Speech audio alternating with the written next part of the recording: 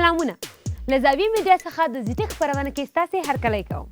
لوی خدای جل جلاله انسانانو ته هغه څه ورکړي چې وکولی شي ژوند پر مخ بوځي او هم چې ژوند ته بدلون ورکړي. دغه ډله د نننۍ عصر او پرمختون سره هم د نوې ټکنالوژۍ پر مټ ترسره کیږي. قدرمنو دوستانو، نن به داسې یو اختراع باندې خبرې وکړو چې کولی شي ستاسو ژوند ته بدلون ورکړي. غواړم چې تر پایه راسره ملتیا وکړئ. تاسو ټول به په قلم سره ډېر لیکل کړي وي او رسامۍ به مو کړي وي چې په ډېرې سختۍ سره جوړیږي، لکه 3D او 2D. خو اوس نوې ټکنالوژۍ په مرسته داسې یو قلم راوتی چې کولی شي تر ډېره خپلې ستونزې ورباندې حل کړئ. په دې قلم سره تاسې کولی شئ چې یو موډل جوړ کړئ او د دې قلم د دقیقه کارونې څخه ډاډ ترلاسه کړئ. همداراز بله ښېګړۍ دا ده چې د دې قلم په کارولو سره تاسې کولی شئ چې د ډېر کاغذ د مصرف څخه هم بېغمه شئ.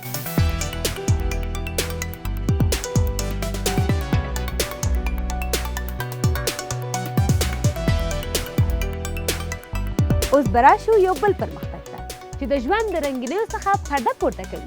هر څوک غواړي چې ډېر ښکلي د کارونې توکي ولري او د دې توکو د ساتنې لپاره یو مناسب ځای هم اړتیا ورته شته چې باید ویې لري تر څو وکولی شي چې د دې توکو څخه سمه ساتنه وکړي. بلو سمارټ بیګ د نوې ټکنالوژۍ پر مټ داسې یو بیګ اختراع شوی. که څوک وغواړي چې ستاسو دې بکس ته لاس وروړي او یا هڅه وکړي چې خلاص یې کړي، نو د GPS سیستم په واسطه ستاسو موبایل ته یو سیګنال درلېږلی کیږي او تاسې په اسانۍ سره خبروي. کومه ټلیفون چارج ونه لري نو بیا هم ورته مه ورخفه کیږئ، ځکه چې همدا بیګ کولی شي ستاسې ټلیفون څخه چارج واخلي او څو ځلې ستاسې ټلیفون چارج کړي.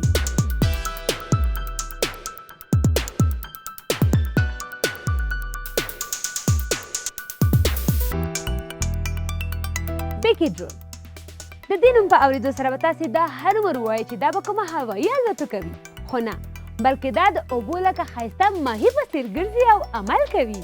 تاسو به د ځمکې پر مخ ډېر عکسونه اخیستي وي او سلفیګانې خو هم هرومرو ډېر زیات اخیستي وي. خو نن درته داسې یو اله درپېژنم چې د اوبو دننه ویډیوګانې اخلي، عکسونه اخلي او له مایانو سره یو ځای ګرځي او راګرځي. ډېرې ښایسته وزرې هم لري او د خپل لکۍ په خوځولو سره په اوبو کې ګرځي او منډې رامنډې وهي. او دا ماشیني اله کولی شي چې په اوبو کې دننه ویډیو هم واخلي. او که تاسو غواړئ چې چاته هغه ویډیوګانې چې په اوبو کې دننه مو اخیستي دي واستوئ، نو کولی شئ چې د دې الې په مرسته یې ور واستوئ. ښه نو لیدونکو، دا وه د نن ورځې خپرونه. تر بل زیټک پورې د خدای په امان.